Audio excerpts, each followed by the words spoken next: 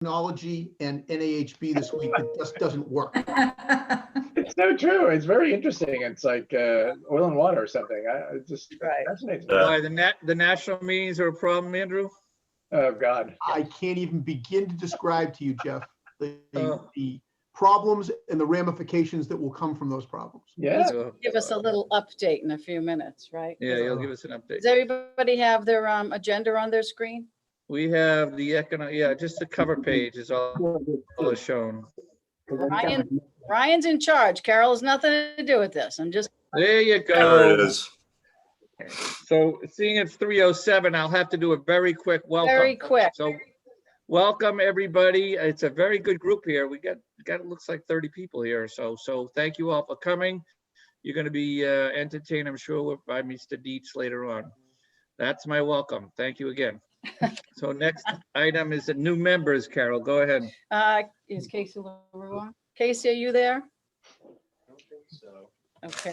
I'm not sure who is actually on compared to who was going to sign up for this. So right now, it doesn't look like we have any new members that are joining us.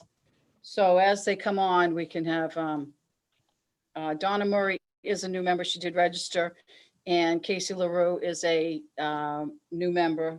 So as they come on, we can have them just talk a little bit about Sure. what they do. Okay. Ryan, let We me got know if another they new come on. member today. We got a builder today, so we're doing well. Who's the new member? Oh, I'll have to get it for you. I'm in the other room right now. So All right, no worries. I just didn't know if you knew. Yeah. Gary, we're a little early. Would you like to give us a report on your Area 1 and Build Pack update? Sure. I'm not sure I'm, really able to speak before 3:15, but that's okay. I'll do it. yeah. So Area 1, I became the Area 1, chair about 10 days ago, 2 weeks ago. So I'm still kind of working through the job description. But What is Area 1? Area 1 is all of the New England states. Thank you. So obviously including Connecticut, Rhode Island, Massachusetts, Vermont, New Hampshire, and Maine. And, lots of great state reps. So Larry Cady is the Massachusetts state rep. And then there are, all the others all around New England. So the idea of this is that, enabling, whoever's in this position to kind of try to, understand what the concerns are of all of the New England states and be able to channel that and funnel that up into the, senior leadership of NAHB, the people who are on the leadership ladder, and all of the concerns. We did have an Area 1 caucus meeting virtually, instead of having to go to, Florida for IBS. And, I would say, thinking back on it, a lot of the concerns had to do with some of the usual things we talk about. For example, supply issues. Everyone's trying to build. I think the building industry and construction industry has taken it's doing really well in terms of demand. And I think that's taken a lot of people by surprise, especially the suppliers. So for example, lumber prices have absolutely skyrocketed. It's quite extraordinary. The last time I saw it was, typically it's around $300 to $350 a board foot. And then it got up to $450. Then it was over $900 a board foot. So a lot of the mills, whether they were just trying to tend to do this to jack the prices up, whether they just got caught short, the production has really been way lower than it normally is, during the pandemic, and so that's caused prices to go way up. I think you're probably all experiencing this. Appliances are another issue. There are appliance shortages. I know that for us, we order appliances or refrigerators, especially lately, and maybe 4 months later you get what you ask for. So we're having to deal with those issues too. So that's a concern, and there's a lot of discussion both within the caucus and then in the national group about what to do about this, especially on the lumber side. So I know that the legislative advocacy people at NAHB are really working hard trying to figure out how to make inroads here. One of the things that's a reality is that I'm assuming, I don't think she's been confirmed yet, but Gina Raimondo, governor of Rhode Island, is slated to be Commerce Secretary, and so she would be dealing with these lumber issues. So the Rhode Island bill is in a very close relationship to her. So that hopefully will help us get the access we need to kind of push this issue. By and large, what you're seeing from the Biden administration is that, we're gonna face that reality, which is they want more people to buy houses, and they've even talked about having a first-time buyer $15,000 tax credit. But on the other hand, you're going to see regulations come back, and it's going to be harder and more expensive to build. So this is this is something we, as always, we have to work through. I mean, right now there's a supply problem. There's not enough houses being built, whether for sale or rental, and there's a housing shortage all around the country. So everybody's trying to fill that gap, but it's not easy. So I would say those are the main issues. And moving forward, I'll obviously want to hear from anybody who wants to talk to me about what their concerns are, whether it has to do with membership or education or legislative advocacy or what have you. So I'm always ready to kind of hear what your concerns are and see about trying to, as I say, kind of pass those on to the powers that be. We have Andrew here, and I'm, he knows everybody. So he's very close to Chuck Falk, who's the current chair, and everybody's trying their hardest trying to deal with these issues, and we'll see where it goes. So otherwise, as we were chatting about briefly, there were some pretty serious technical issues with IBS X, which is supposed to be the virtual version of IBS. The general session that was supposed to take place on Tuesday at 11 o'clock just kind of never happened. The biggest issue of all, however, is that the exhibitor spaces, the exhibitor virtual booths, looks like they can't happen, right, Andrew? Andrew, you're probably more updated about this than I am, but I think that they're talking about delaying it or postponing it. The potential issues coming back. Currently, Gary, the party line is that it is postponed. Mm. The real issue here is that the contract with NAHB, with its technology platform provider, said we could have up to 100,000 individual users at any one time, and that we could add 7,500 users every 3 seconds. And so due diligence was done, platforms were checked, things were done, and of course, the best laid plans and everything crashed. And I'll get into it more in a few moments, but there are going to be insurance claims and consequential damages and lawyers and et cetera, et cetera. So we'll get into that in a bit. All right, good. And I'll leave that to you then. So you've got that. And I think you asked for, a Build Pack update. So Build Pack raised close to $3 million in this cycle. Obviously, fundraising was hurt. Jeff, go ahead. You're on mute. Still can't hear you. Hear me now? I can hear. Okay, hear you now. You can hear me now. Yep. Crazy. All right, sorry. Before we get off onto Bill Pack, let's stay with the Area 1 caucus. Okay. My question, I guess, and anybody else have a question will follow. Our foundation of you said that we're doing well and nobody could figure it out well, and you talk to anybody, they're going to tell you low interest rates is the primary reason. So therefore, it serves that the primary reason why we're going to be floundering at our next level, hopefully 10 years from now or longer, will be the interest rates rising. So what is NAHB doing about keeping, basically our demand line so high by keeping interest rates so low? Well, I mean, there's only so much NAHB can do about interest rates. I mean, I think what's happening now is that in the short term, interest rates are probably going to stay low. The Federal Reserve has made it very clear throughout this whole thing that they're like, even for the next 2 years, very unusual for them to just like go out like 2 years in advance saying, we're not raising interest rates for 2 years. But you're absolutely right, Jeff. I mean, gigantic deficits, all trying to buy up all the treasury debt that's going to be issued to finance these deficits. As you say, it could be 5-10 years from now, but hard to believe that interest rates won't go up. I mean, I think we've all been talking about, we're amazed that interest rates haven't gone up. We've been talking about this for like 10 years. It's like hard to it seems like it. And just when you thought they couldn't go lower, 10-year treasuries were at 0.5 last year. So it's a good question. I mean, right now they're not worried about it. Rob Dietz is going to be on this. Right. That's going to be my question for him, obviously. Yeah. So that's a good question for him. But I think in the short term, not concerned. The long term, yes, concerned. Well, it's concerning because my basic economics class, I remember they said when government has debt, their key way to get out of debt is to increase inflation. So we're doing that now. We're going ridiculous amounts of debt, and it's just going to put the pressure on inflation in the future. So, But keep in mind also that, the government is going to be desperate, and this includes the Federal Reserve, desperate to keep interest rates low for that very reason. The more debt you have, if interest rates even tick up 1 or 2 points or 3 points, then it's gonna like swamp the all the government spending. So I know. so it's going to be interesting to see. The latest I saw was that the government deficit this year is the second highest since the World War II or something like that. So it's going to be like, as a percentage, so it's going to be like $3 trillion of deficit. Total government spending is like 4.4 trillion, and we're almost doubling that in 1 year. So, Jeff, I think you'll be fascinated by Rob Dietz's answer to the question, and it follows along what Gary was saying. Rob is not concerned either in the short or the intermediate term about interest rates, and I think it'll be a great question for you to prompt him with. yeah. Great. Good. Okay. Thanks for that question, Jeff. Anybody else have a question before we get to Bill Peck? I hear none. You've had the opportunity to unmute, so go ahead, Gary. Okay, good. So with regards to Bill Pack, I think the total fundraising was a little under $3 million, 2.9 million.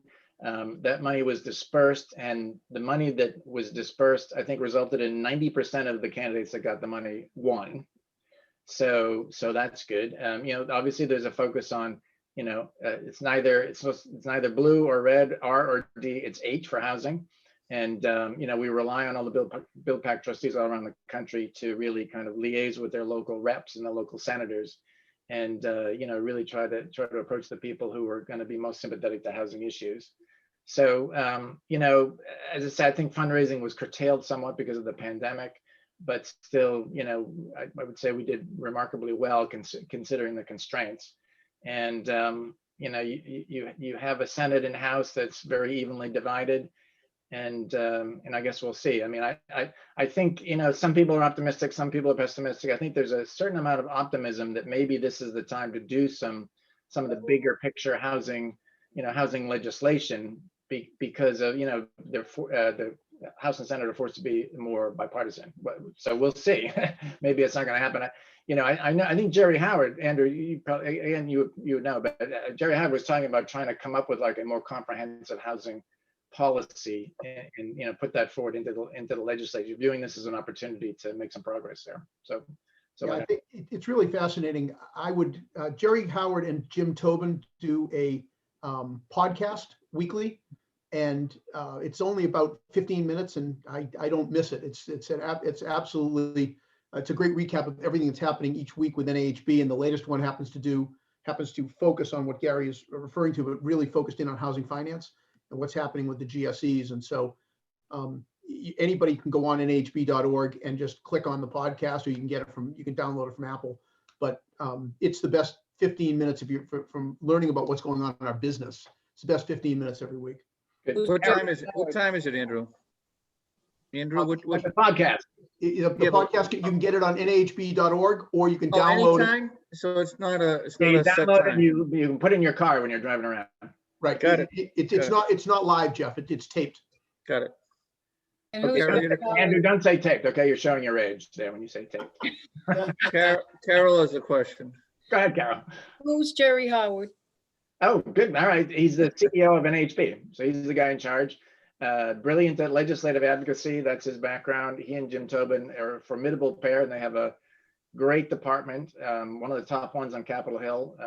Very, very well known and well respected. I mean, I can't tell you how many meetings I've sat in where, someone from HUD comes along and they're happy to be there, and they really respect NHB and, want to partner with NHB and coming up with housing policy. So yeah, go ahead, Carol. What's HUD? I knew who Jerry Howard was, and he's come to our meetings. But as you guys talk to each other, like you and Larry and Jeff and you and Andrew, you all know these people well. And because of you, NEBA is very well represented at NAHB.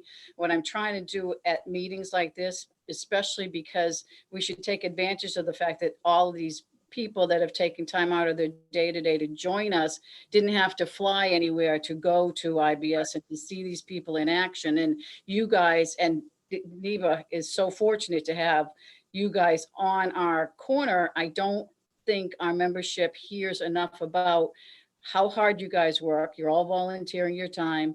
what it does to represent not just the Northeast Builders, but them as individuals, because we're members of a big group. And I want everybody on this call to feel like they could call you or Andrew or Larry or Jeff or Rob Dietz for that matter. And, you know, to listen in on this stuff is fascinating to me, you know?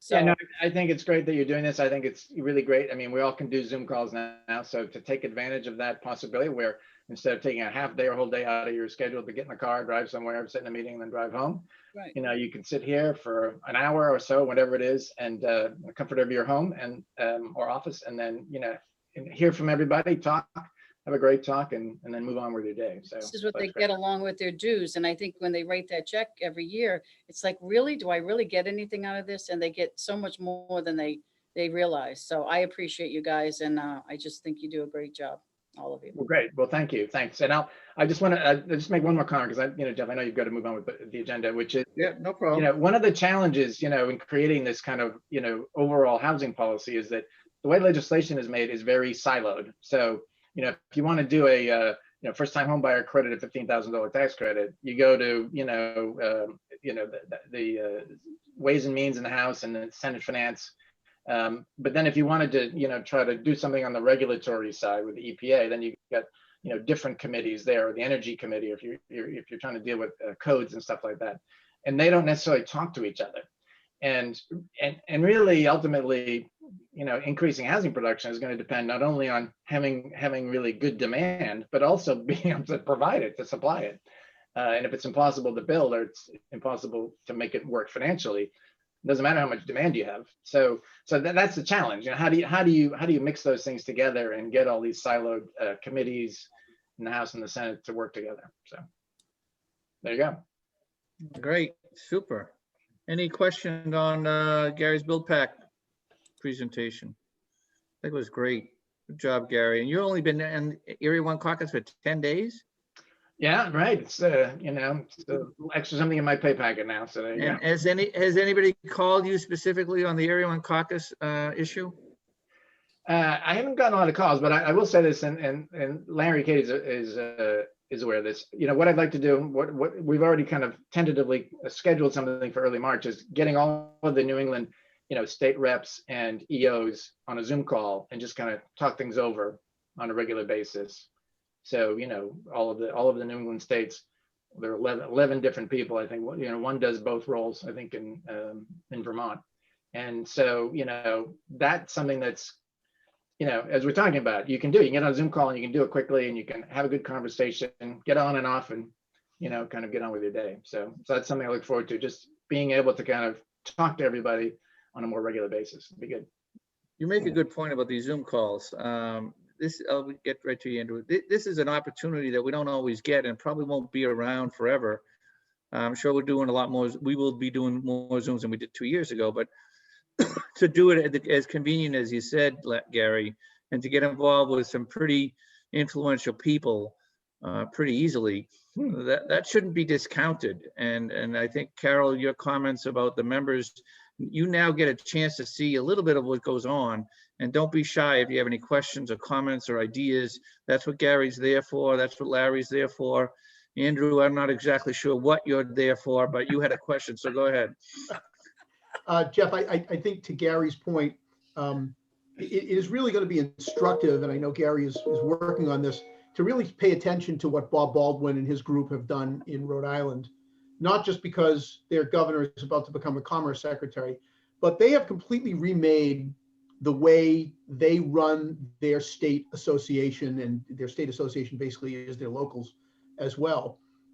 They are not dependent upon dues revenue. They are completely dependent upon non-dues revenue. They have become the education provider of choice in the state for anything that's tangentially related. And I think it's a lesson that it has got to be learned by all the locals throughout the Federation. If we're going to continue to simply rely on dues revenue, we are going to live with the ups and downs of the business, and we're going to toggle back and forth between 400 plus members that we had in 2007 and sort of what happens when you have a recession or a pandemic or anything else. We NEBA and all of Massachusetts need to start to learn the non-dues revenue game, whether that's parade of homes, whether that's a home show, done, in a different way than it sort of used to be done at the Shriners in Wilmington, whether it's an insurance program, whatever it may be, and I know Carol's been really pushing sort of the education piece, though that has to become the lifeblood of our profit and loss statement. If we continue to live with this model, as more and more of the large builders take more and more of the market share, and there's less and less folks out there doing stick built building, we are going to suffer. Gary has always stepped up. I have tried to step up. Others who do more than sort of the average amount of building have done more, but we're doing it, if you will, out of the goodness of our heart. We're not doing it in a formulaic fashion. And it just seems insane to me that if you're operating a multifamily firm with several thousand units, or you're, two men in a truck LLC, you're paying the same amount of money. And I think that behavior has to change, and it's got to change rapidly, or we're not going to be able to thrive. So I'll leave it at that, Gary. No, these are good comments, Andrew, and we're doing some strategic planning at the state association pretty soon, and those are the kind of issues we need to be thinking about, because the state, if they change the way we do things, it'll filter down to the local. So good points. I'll remember that, and I'll bring this up to the state. So you don't have to necessarily come to the meeting. I'll report that. So, but we may come back to you on details. Anything you want. Anybody else? Carol, go ahead. Yeah, we have changed to the tier program. So the one guy in a truck is paying less than Princeton Properties. So, and that seems to be working well, because also in addition to that higher tier, we've included an affiliate membership with that membership. So my goal is to get more affiliates involved, because those are the ones that seem to have the time to put in to go to the meetings and do the actual networking, or whatever you want to call it, but they have more time than the member. We have a lot of builder members that don't even know they're really a member, and I communicate more with their bookkeepers. They feel the need to support the association, which is great, but I'm trying to get people more involved in the association, so they do re-up and they do feel like they're part of something. So in addition to keeping housing going and the building industry going through our lobbyists, we need to get this more of a community. Great. Okay. Yep. We have a tier. It's a slight tier. It's not a huge tier, but at least it's a start. And we did that this year. Yeah. All right, Ryan, let's see what else is on the agenda. That's It's just you, about 3:30. That's- Back to me. Okay, I want to talk to you a little bit about the state association and what we're doing. You now have 2 minutes. I have how much? I can't do it in 2 minutes. I'll be as fast as I can. I'm going to start talking real fast. Okay. So the public policy letter went out, and we're pleased to report at the state that's got a huge response. We can't remember the number, but it's more than last year. I think it's over $9,000 and growing. So if you haven't sent in your money for the public policy, this is a good time to do it. We're accepting funds, basically. There is the state association has created an above and a beyond fund. And before Carol shuts me off, I'll just say that there's a financial shortfall this year at the state, and they've asked certain members if they wanted to. You just go on the state website and you could put it on your credit card, or otherwise pay additional monies to help the state association. So I'll leave it at that.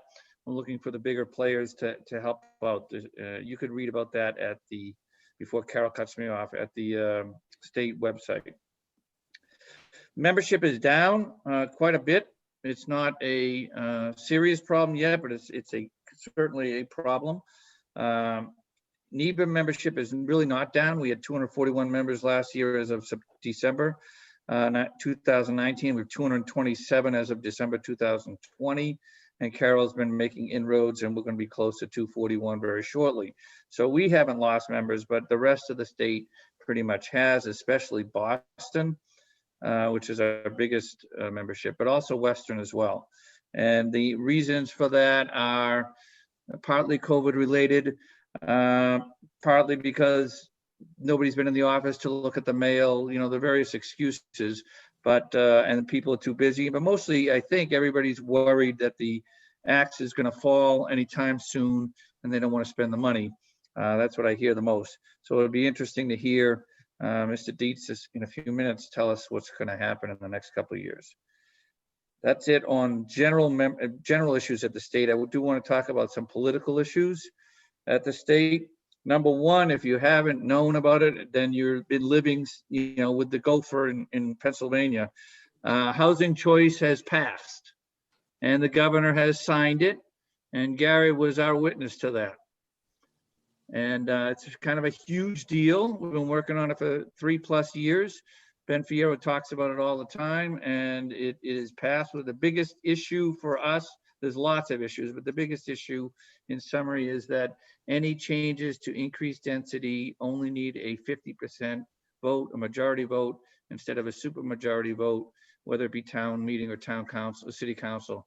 And we are one of the last states in the country to do that.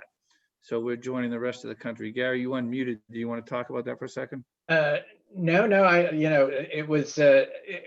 it should have happened 2 years ago is the honest answer. It's one of those bits of legislation that nobody really didn't like, but it just somehow never got over the finish line. The people who, people were against it, people were for it, but it's just part of the, watching the legislative sausage get made.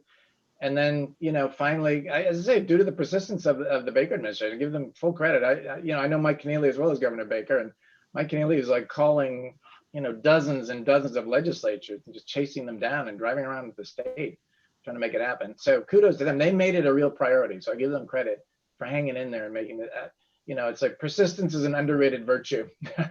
And I think this was what happened here. So yeah. No, awesome, awesome. Yeah. The next major thing so that's the past, sort of. It's great that it's happened. The future is climate change and resiliency. So climate resiliency, I would urge any of you here and any of your friends and neighbors and people that in the industry to look at Senate Bill S9, which is the climate change bill. And you don't have to look at the whole bill, just hit S9, Massachusetts Senate 9, and read the various articles that are about it, both pro and con. It's got some significant impacts to housing that we're against. And I could tell you that Ben and the group are working toward dealing with it. We did make a conscious decision not to necessarily just simply oppose the bill, because climate change is here. The governor's made a stake in the ground, and by continuing to oppose it, we're going to be left on the sidelines. So rather than just oppose it, we agreed to join in and try to make it as best we can for us. So there'll be much more on S9 in the upcoming months, but they're trying to fast forward it pretty quick. They're looking at a spring, early summer vote on that. So definitely read up on S9. You froze. I'm on a schedule. I'll keep major defeat of the condominium claim issue, which is a big issue for our large builders. Uh-oh, my internet is unstable. Can somebody tell me if you hear me? We can hear you. Okay, Jeff. Okay. All right. So there was a couple of claims that condominiums that had multiple phases, their common areas and their common buildings would have to wait until at the very, very end, and that was defeated. So it's a big deal, but the condominium groups haven't given up, and they're going to work towards that. That really affects large builders of condominiums that build their infrastructure early, and then they have to basically guarantee it for a long, long time. Another small but important change is it hasn't gone to the appeals court, but it was done by 2 different land court judges that have denied the idea of the cost and impact of school-aged children on decisions at the local planning board or zoning board stages. So the impact of that is you can't say that this is going to cost us a lot of money, so we don't want this project. That is very clear now on 2 land court cases. And it hasn't been appealed yet, but Ben is our lobbyist is pretty happy with it. And lastly, we are pushing a permit extension act similar to what happened with the 2008 economic crisis. We are looking to, because of this COVID, extend certain permits that some people weren't able to continue or were able to slow down. Again, it affects a lot of the large builders, but it could affect anybody. There is no permanent extension. There was all kinds of emergency extensions for each town and city to spend longer time getting things approved, but nothing for us as far as if something was approved when it needed to start and so forth. That has been is going to be refiled by Ben. And lastly is the normal filing deadline is January 31st for new bills. That was extended to sometime mid-February. I don't know the exact date, but it's coming up. So if you have an idea of a bill you want to get put on the docket, talk to me or I guess me or Carol, and we'll get in touch with Ben Fierro. That's it on my state report. Did I overdo my time? It's now 3:37. No, you're good. I have a question. Go ahead, Carol. Explain who, Carol? yes, can you hear me? Hello? Yep. Okay, explain to the Yes. audience, who is Ben Fierro? How does he get paid? Okay. And what does he do for them as members? Ben Fierro is a certified, licensed, whatever. He's a official lobbyist at the State House in Boston. He is retained by the State Home Builders Association. He is by far our largest annual expense. He's on a retainer, so he works diligently, regularly, and often on our behalf at the State House. He's extremely well received by everybody politically. We couldn't ask for a more honest, high integrity, competent person at the State House. He's been with this association for, I think, close to 30 years. So we've got someone with a wealth of experience and knowledge. Sometimes you have to tell him to stop talking, but otherwise he's great. Good. Well, to make it clear, your dues goes to the state to pay Ben. So that's what part of the 3-in-1 dues. That's why it's so important to pay your dues. Or some other mechanism to get revenue. And Jeff, for example, Ben was very instrumental in making sure that residential housing construction was considered to be essential right through the pandemic, even to the point where construction at one point was not essential, but residential construction was carved out and continued to be essential. A lot of that was Ben and the state association. So that made a huge difference in everybody's lives in the last year. So. And if you forgot, Mayor Walsh was just the opposite, and he was a union guy, and he stopped construction. So if you listen to the mayor of the largest city in Boston, who has a lot of pull in Beacon Hill, we wouldn't have been doing this. So Ben and his group were instrumental in keeping us all with our bank accounts flush, I guess, this last year. Good job. Anybody else have a question on the state report? We're good. All right. Next up, Ryan. What's next, Ryan? Net state update. Economic agenda. NAHB and IBS update. Here you are, Andrew. Let's tell us all the great things that are happening nationally. Thank you, Mr. President. Happy to jump in here. First of all, Ben started on staff in 1981. So he's been with us since then. And I certainly echo everything that Jeff and Gary said about Ben. He's been absolutely spectacular, and literally day in, day out is our go-to person. NAHB is moving in a transition at warp speed, if you will, from the prior administration to the current administration, where the tiller is being jerked in a different direction in almost every way, whether that's lumber, housing affordability, workforce development, housing finance reform, the National Flood Insurance Program, building codes, whatever was the norm is no longer. So everything that we have come to rely upon is sort of changing at the regulatory level first, and ultimately potentially the legislative level. The good news is that with all the stimulus that potentially is being pumped in by the Biden administration, the stock market has stayed where it has been. But as earlier speakers have said, the long-term implications for inflation and therefore interest rates are a scary thing for our children. But at the moment, you'll hear from Dr. Dietz, I'm sure, that in the immediate term, his thinking about a $1.9 trillion infusion does not equal immediate increase in interest rates or any concern about the deficit getting away from us. On the lumber piece, Gary covered a good chunk of it. Rising over $900 per 1,000 board feet is a scary thing.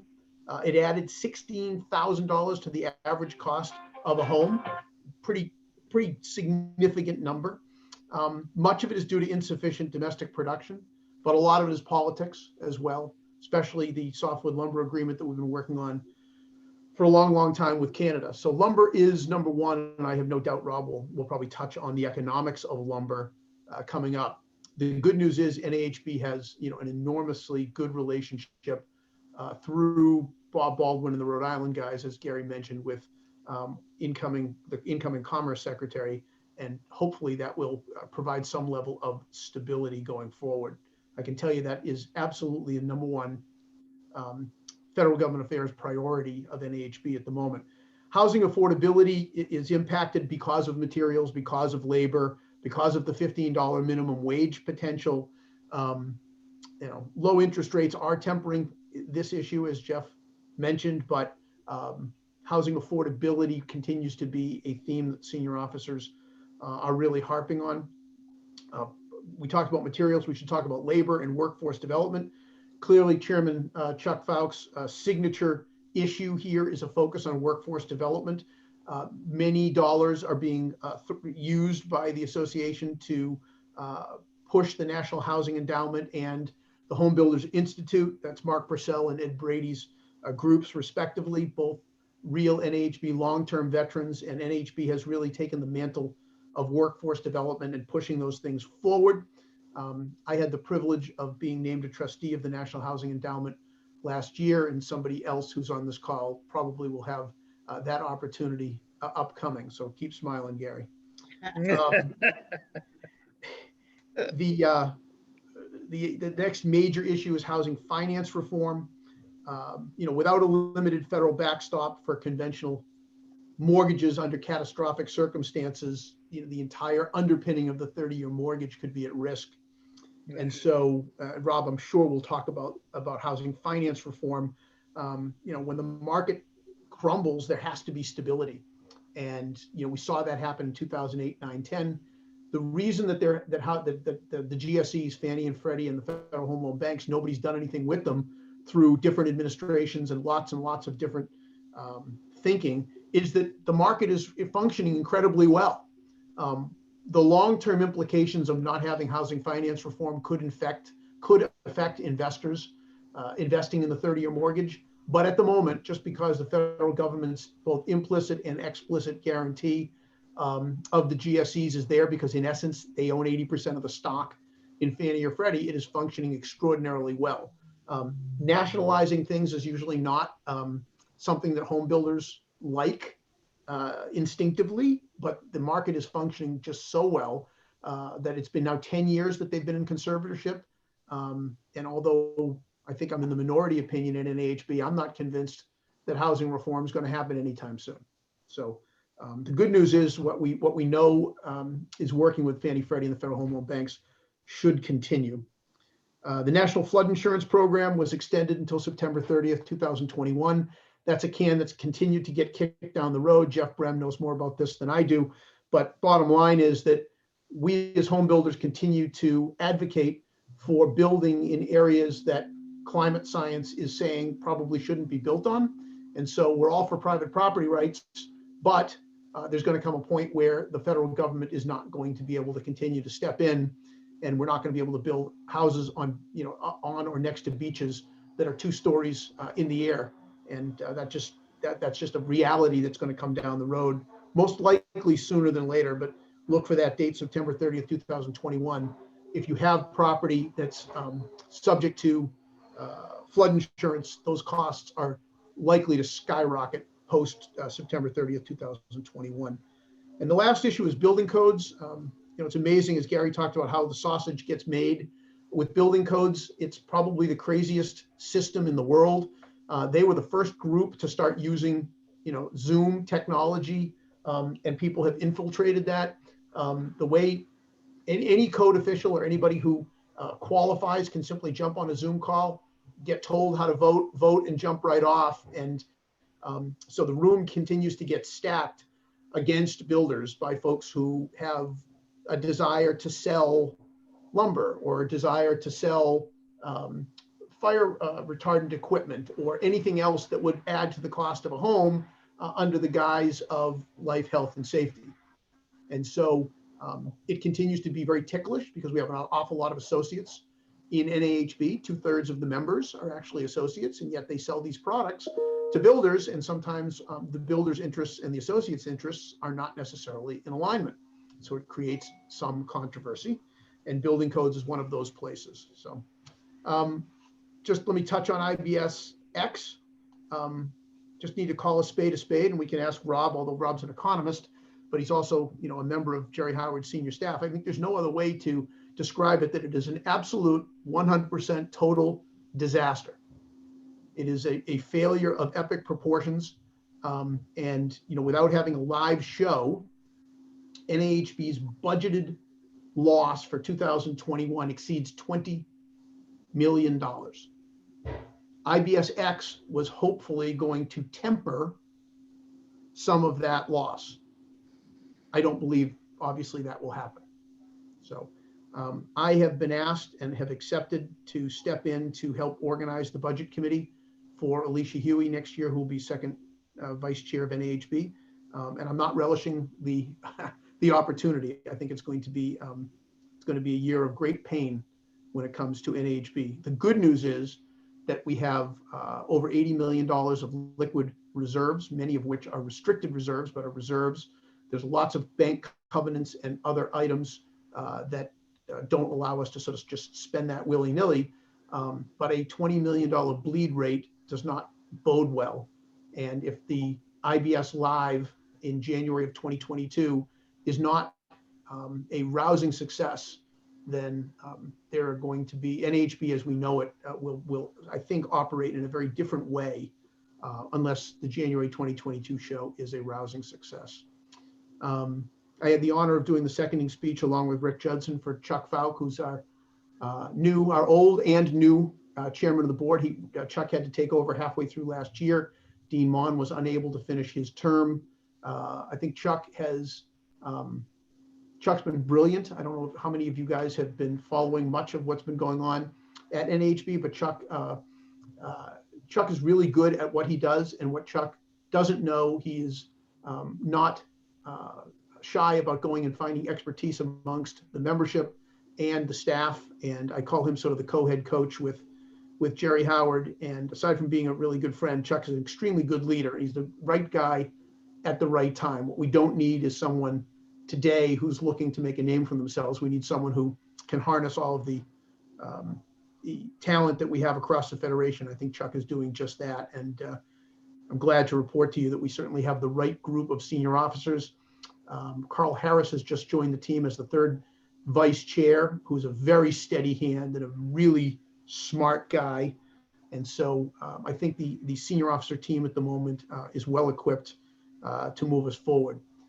The last thing, when Carol asked me to do these updates that I usually like to leave folks with, is NAHB has an 800 phone number, 800-368-5242. And you can reach just about anybody on the 240-person staff, even though most of them are working from home these days. You can reach almost any one of them. I can't tell you how many hundreds of thousands of dollars that I have saved by reaching out and using the expertise of NAHB staff. I have used folks on Rob Dietz's staff to create economic forecasts for our new developments that many people just don't know about. That the service that's available, that a gentleman named Paul Emrath, who's one of the brightest folks I've ever dealt with, helps to create. I've had environmental help there through Susan Asmus and her group. I've had legal help through NAHB's legal department, Jim Rizzo and his group. I can tell you that we use them weekly. There isn't a time that I don't have a call with somebody from NAHB, not with respect to just moving NEBA or the state or the federal issue forward, but for Princeton properties.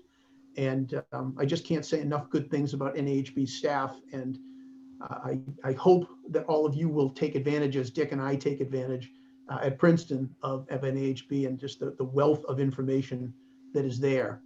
You simply can't be shy. You just need to pick up the phone, call and ask. And if you don't know who the right person in NAHB is to talk to about any issue, Larry, Gary, myself, we're all, have been hanging around there for far too long, and we're happy to point you in the right direction. So with that, Mr. Chairman, that concludes my report. Mr. President, don't make me chairman yet. Thank you, Andrew. Larry, you're also our national rep. Do you have anything to add? I mean, you guys are covering it all pretty well. All I can say is epic failure yesterday on NHB's part. I was totally discouraged and disappointed with their lack of communication. I had a long chat with Chuck Falk last night, and I felt bad. He's getting beat up left and right. And I said, Chuck, it's not your fault. You depended on people to tell you the right information. And we asked all the right questions, and basically we were paid lip service. So I was not very happy with how the emergency call went yesterday. And I actually sent him some stuff on what my wife's industry does. And I'm hoping they've just pulled the plug. I know they've got all kinds of legal obligations that they've got to take care of, but the short version is I don't think they're going to be able to recover from that. And luckily, financially, NAHB is in a pretty good position to handle it, and they've got some insurances that I think will back them up. But I mean, as Andrew pointed out, Gary pointed out, we've been around a while, and if anybody needs help, I mean, the things that Andrew's talking about, I could just reiterate on my own little company, even in my own personal world. Just having friends down south and learning how to build in flood zones when we're working up at the beach makes it a lot easier dealing with FEMA. Little things that you just don't recognize up front, and then all of a sudden you wait a minute, somebody else does that, and I know. So it's amazing, and I wouldn't have met half of you guys. So kudos to all the Massachusetts delegation. Anyway, I think we're doing a very good job of representing ourselves. That's a great way to end it. Absolutely. We have not only great representation down at federal level, but the people, our people, you, Larry, Andrew, and Gary, you guys are top-notch people. And we've had that throughout, both federal and state. As Carol will tell you, we have had a lot of our past members be presidents of the state association. Andrew was, Larry was, Gary was, Mark Leff was, just on this call. What's that? You're going to be? I'm going to be in 2 years. So that's just the state association, and so basically you're well represented. And I'm going to leave you to say that none of us are going to be there forever. Andrew already alluded to the fact that he's leaving sometime, and Gary's going to take his place. That's what happens. And I think what Carol's also trying to do by helping us introduce the people that we're talking about and who they are, we want some of you that haven't stepped up to now step up. That's the whole goal of these, of being on a board, is to just continue to go take over for those great ones, those legends that are here now and that have been in the past.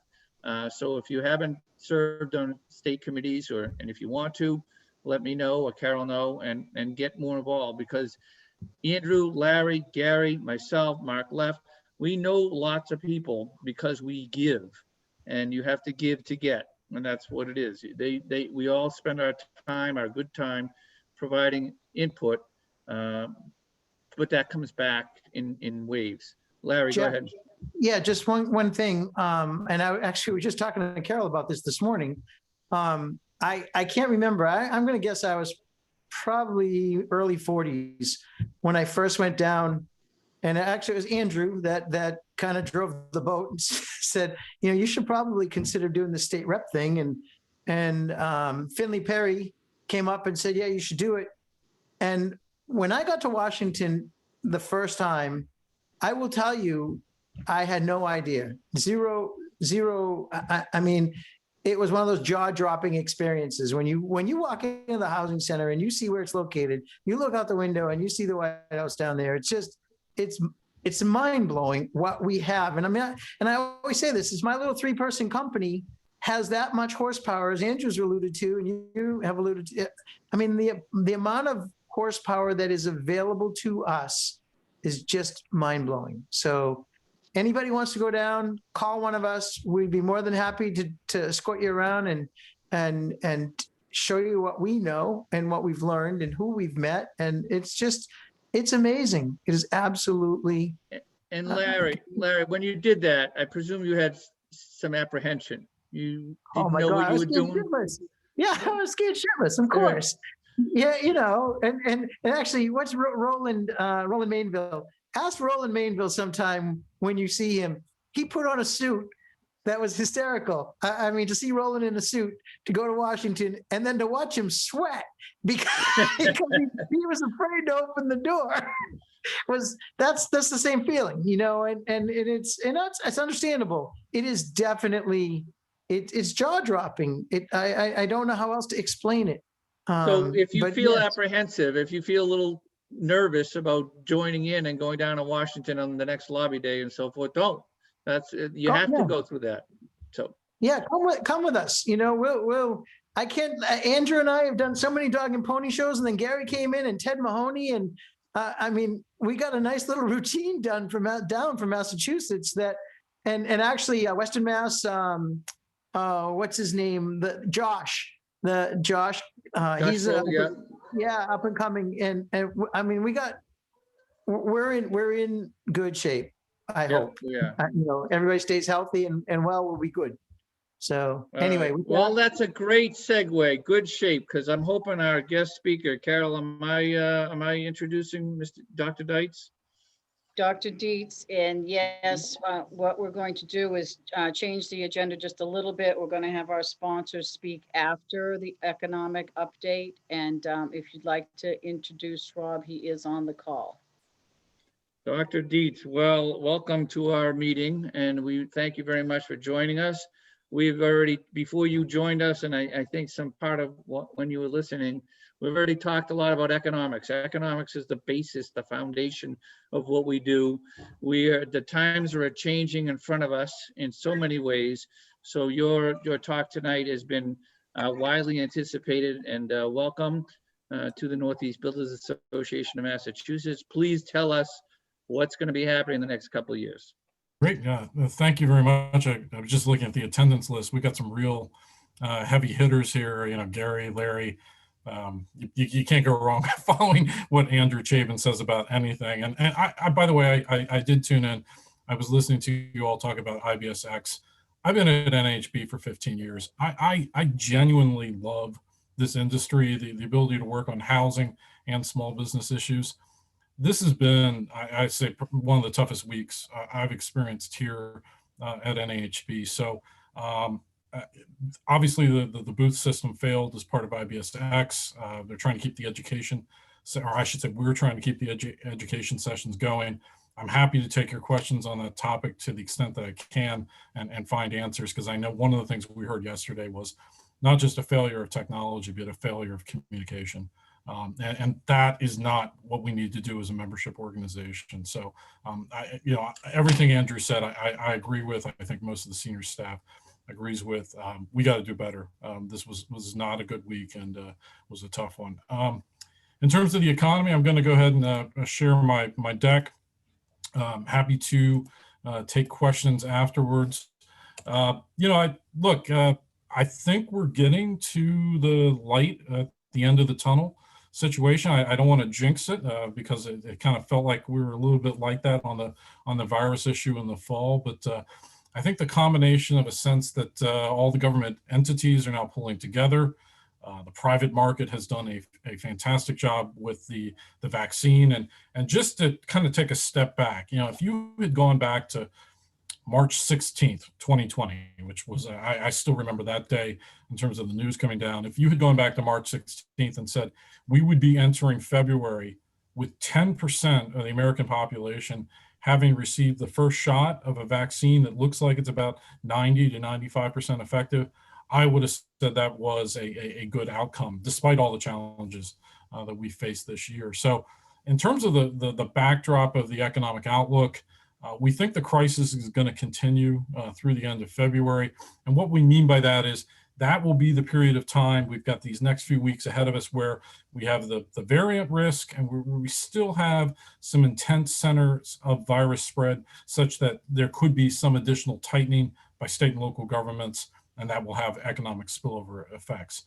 It looks like, as we end of January, that we're headed in the right direction. Hospitalizations, cases, deaths, virus distribution, all the trends seem to be headed in the right direction. But of course, as you all know, we've got to watch these variants and whether, they'll gain share or whether they'll actually increase cases.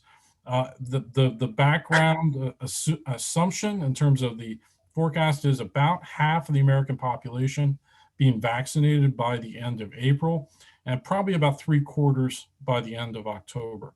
That means that sometime this summer, the combination of prior infections combined with vaccination should get us to herd immunity, or at least some localized version of it, such that we can really get control of the situation, and then at that point use testing to try to prevent greater outbreaks. All right, so that's the assumptions. What do we think in terms of the overall economy?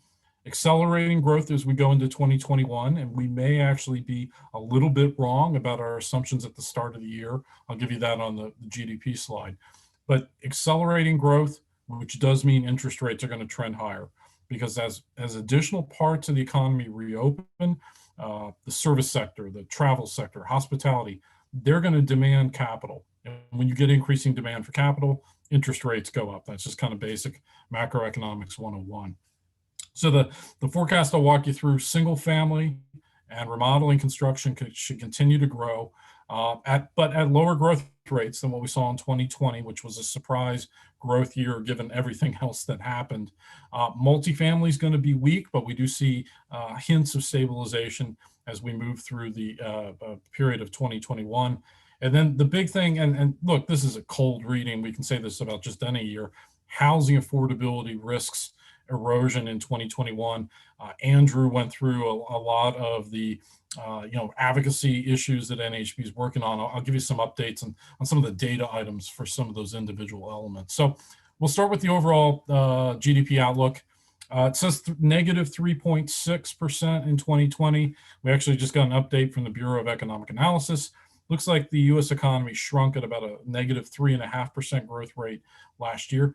That's better than what we were forecasting back in the spring when we, you can see that second quarter data point, the US economy declined at a 30% growth rate in that second quarter. I mean, it was just hitting the brakes. The great thing is, through the combination of smart fiscal policy, the Federal Reserve, and just the underlying momentum of potential that the US economy had, that third quarter really did feature what is, I think most of us would call a V-shaped recovery. And yes, there are a lot of economists talking about a K-shaped recovery.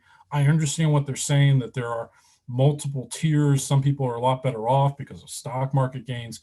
There's a lot of people we've got to help, particularly on the rental side. But just in terms of pure macro, that's a pretty strong rebound. So we didn't have the US GDP decline as much as maybe we could have. And then for 2021, you can see that blue bar that's the shortest after the red vertical line. That's our first quarter forecast. That is looking already, based on the incoming real-time data, to be too conservative. The growth is coming in better at the start of the year. So we could actually be looking, unlike our growth forecast, which is about a 2% growth rate for the first quarter, it looks like it could be as high as 4 or even 4.5% growth for the first quarter. That's a tremendous stage on which to build on. So our 3.6% growth rate estimate for 2021 may actually already be too low, just due to the pent-up demand that exists in the economy. We think that growth will continue into 2022 as part of the rebound. And so typically, economists think the trend growth is somewhere between 2.5% and 3%.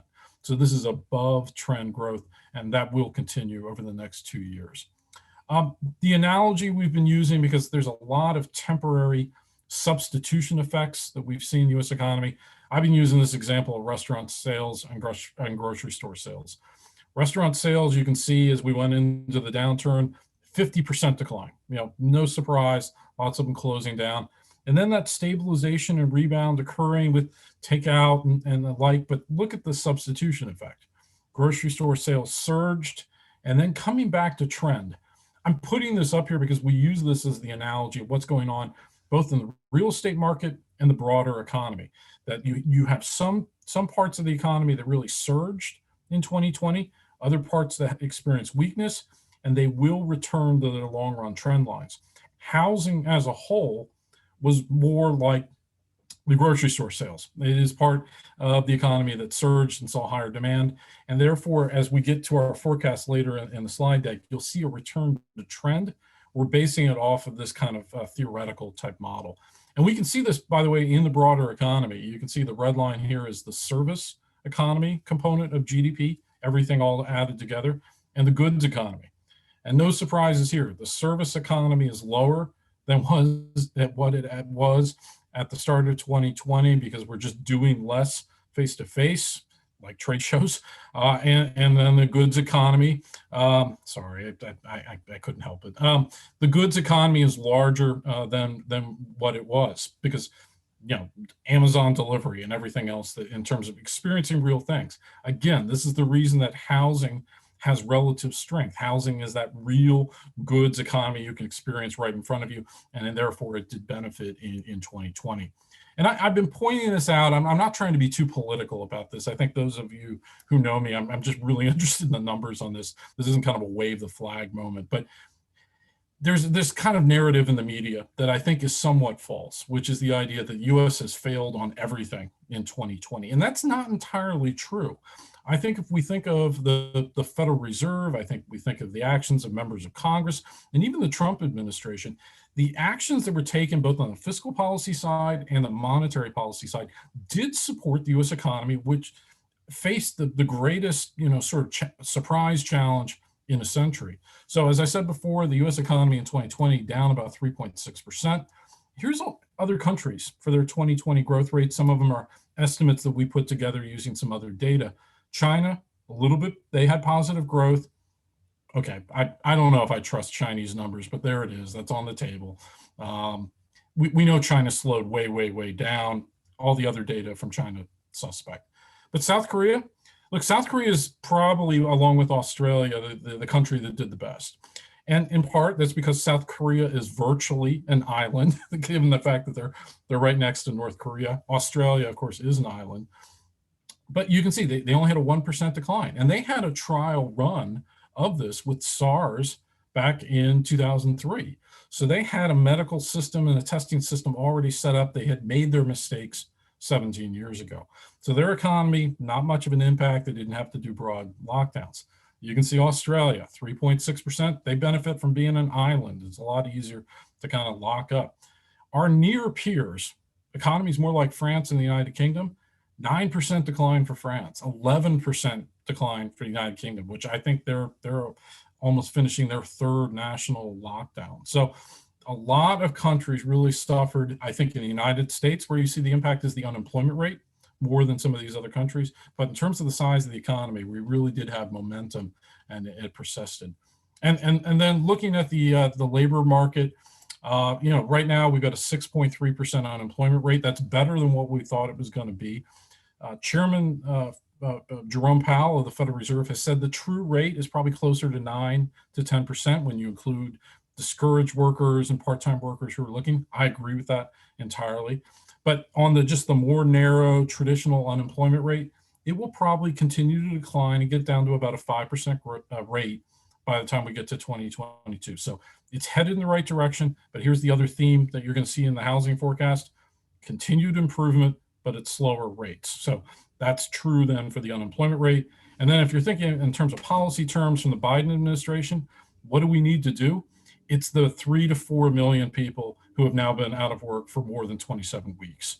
I mean, I don't think you can understate the impact of long-term employment has on people's wealth and their big ticket decisions like sending their kids to college, buying a car, and of course, buying a home or renting an apartment. So we're going to have to watch that several million group that has now had more than 6 months of unemployment. All right, mix in a little bit of local data here with the national data. This is the payroll employment measure. So it's kind of a good way of just looking at the size of the overall workforce for an individual economy. You can see for the US as a whole, the big drop, an improvement, then a slowing rate of improvement. We've seen that over the last, say, 2 months or so with some of the jobless claim numbers kind of leveling off. We got actually a good number today, by the way, that maybe indicates again that sort of light at the end of the tunnel. But all of that on net has left us with about a 6% labor force drop for the US economy. And then we created, and I'm going to use this throughout the presentation, a localized measure. It's the 2-county area that represents the local association here. It's actually 10% lower. So doing a little bit worse than what we see for the country as a whole. That's not a big surprise. You see that often with larger metro markets. The places that seem to have done the best, by the way, more rural, exurban type markets, particularly places like the Midwest, places that had the goods economy behind them. Again, going back to that earlier slide. And the places that have done the worst, travel and tourism markets. In fact, if you go back to April and you look at the unemployment rate for our friends in Las Vegas and Hawaii, 33% unemployment rates. 33%. I mean, that is Great Depression level rates of joblessness. Some of those economies have come back, like Orlando. Vegas is doing better. Hawaii is doing better, but really kind of stunning differences with the national experience because of those service sector concentrations. And then if we're thinking from a policy perspective, and of course, that's what we always are trying to do at NAHB, what do we need to do to kind of really recharge that momentum and move the economy forward? It's fix the labor force participation rate. So you can see that it kind of got down to a local low of 62% right around the end of 2015. And then the labor shortage caused some workers who had been on the sidelines to come into the labor force and look for a job. So it improved up to about 63%. Small improvements, right? But moving in the right direction. And then 2020 just undoes all that gains. We actually fell to about a 60% labor force participation rate. It has improved, but it's at 62. And that difference between 63 and 62% means you've got several million workers who either were holding a job or looking for a job who are now off doing either of those. They're on the sidelines. And unfortunately, a lot of them, no big surprises here, women. And the reason for this big drop in the labor force participation rate is the schools. So the one area, and I think the Biden team has definitely focused on this, the one area that we could sort of focus our efforts on in terms of reopening the economy is get the public school system back up in person operating, because then, whatever parent it is and whatever kind of household, getting those people out of essentially the house, watching their kids learn online, which we know is not effective and is going to have tremendous long run effects, will have really beneficial effects for the overall labor market. So we need to get that 62% back up to 63 and quickly. So the good news, as I said, with the GDP outlook is that interest rates are going to trend higher. The 10-year Treasury rate is off its lows. I don't think it's going to test them again unless we have some catastrophic event. So it's been, 1.1 to 1.2%. I think it will trend higher as GDP growth accelerates. So that's the blue line on this slide. And then, the 30-year fixed rate mortgage moves in tandem with the 10-year. By the way, I agree with Andrew 100% on housing finance reform. And I'll tell you, without dealing the cards too much, I don't think we're going to see housing finance reform anytime soon. I think it's too big. It's too hard.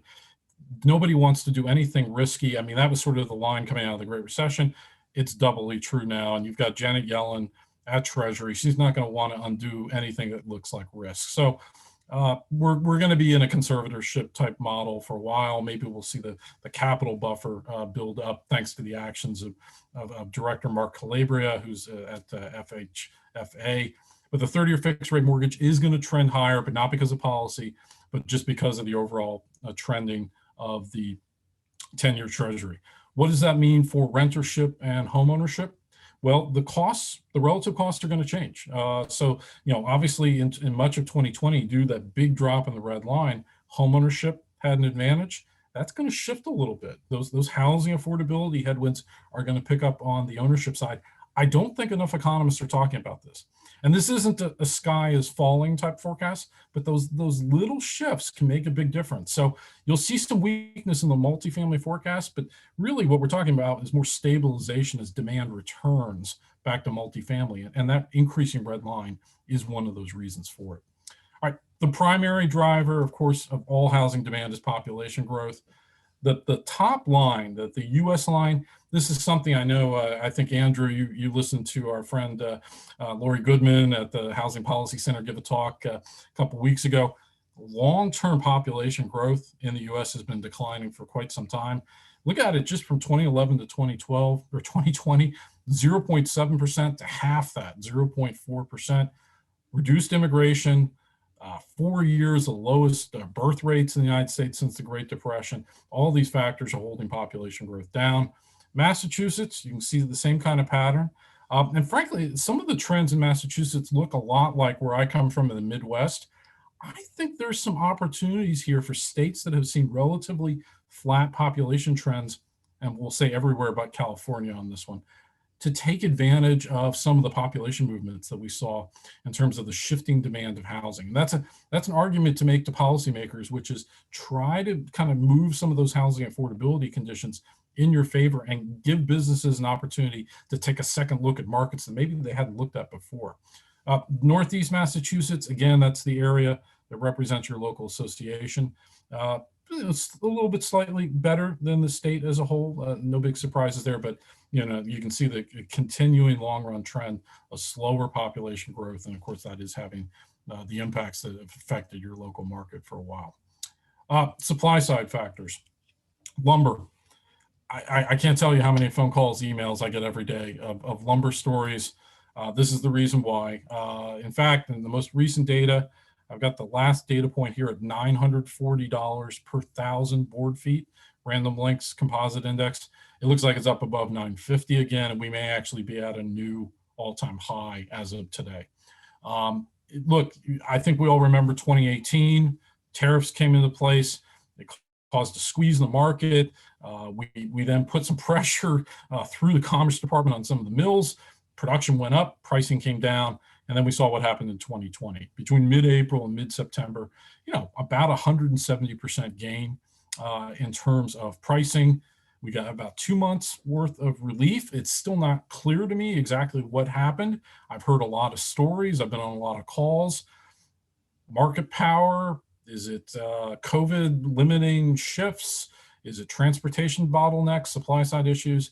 We're actually going to undertake a study to look at it. I actually got off a call with Jim Rizzo, the chief counsel here at NAHB. Looks like we might be talking to the Attorney General's Association sometime soon. I mean, this is full force, #1 advocacy issue and research issue. We understand the impact that's having on, stick-built single family, stick-built multifamily, all of it. This is clearly a prime factor that's going to limit the amount of expansion the sector can take, and it's moving in the wrong direction currently. Regulatory issues. This to me is the big change that comes out from the election. The way you read this slide is these are a set of regulatory issues that we asked about in our December HMI after the election. And the red columns are issues faced. So you can think of this as like a intensity measure of how bad that particular issue was judged by the industry. And then we asked them, what do you expect in 2021? And so it's not a big surprise. What are the issues where the growth from red to blue was the greatest? Environmental policy, tax policies. We're always concerned about tax policies, of course, and labor policies. So EPA, Department of Labor, again, Andrew gave me the great sort of lead in for this, but I've been challenging folks when I've been giving talks around the country, and this hasn't always been well received. The global warming, climate change debate, we have got to really start thinking seriously about what is the industry's stance on this. Because we the number of allies that we have in a just say no type stance keeps getting smaller and smaller and smaller. I attend sort of economist powwows here in DC. It is the #1 issue that everyone else is talking about. Land use, flood insurance, all these factors. This is coming down the tracks. I was pleased at the last NAHB Leadership Council meeting. I thought we actually had a really good open discussion about it. And I'm just, as my role as chief economist, I'm challenging the industry to be creative, because I don't think our current stance is going to be long lasting and will hurt us in the long run. So environmental policies, labor policies, and tax policies are definitely the big regulatory issues. And I know many of you have seen numbers like this before. We do a survey every 5 years. Paul Emrath, who is also one of the smartest guys I've ever gotten to know, who's on the econ team, he does this survey. He did in 2011, 2016, so it's been 5 years. The new one will come out later this year. And it's the aggregate measure of regulatory burdens on single family housing. And it represents about 24% of the purchase price. So the challenge we face on these regulatory issues is, when viewed in isolation, our opponents make the impacts look small. We know it's a death by 1,000 cuts exercise.